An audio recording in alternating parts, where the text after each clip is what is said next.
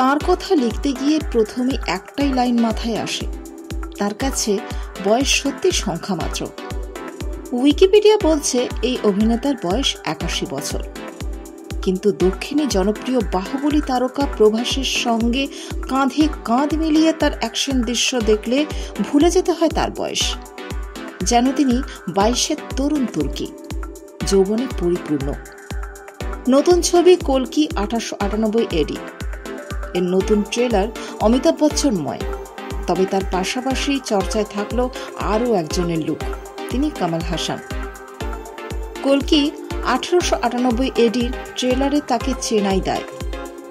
এই ছবিতে শাশ্বত চট্টোপাধ্যায়ের কথা ঘোষণা করা হয়েছিল আগেই। এই দিনের ট্রেলারে স্পষ্ট তার চরিত্রায়ন, নেতিবাচক চরিত্রে অভিনয় করছেন শাশ্বত।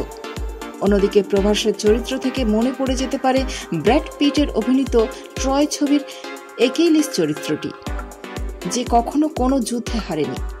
রাজাকে সে সম্মান করে, মেনে চলে, কিন্তু তার নিজস্ব জীবন মতামত রয়েছে। প্রভাসের চরিত্রটা তেমনই। সদ্য মুক্তি পাওয়া ট্রেলারে দেখা যাচ্ছে অন্তঃসত্ত্বা দীপিকাকে প্রভাস শাশ্বতদের থেকে রক্ষা করছেন অমিতাভ। অশ্বত্থামার চরিত্রে তিনি নজর কেড়েছেন, তবে নিখুঁত রূপটানে চেনাই দেয় কমল হাসানকে।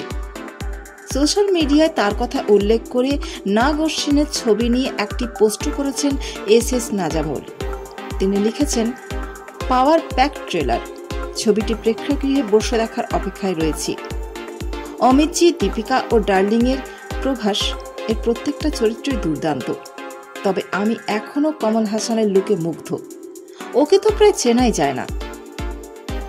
নাগা অশ্বিন 27 তারিখের অপেক্ষায় রয়েছি।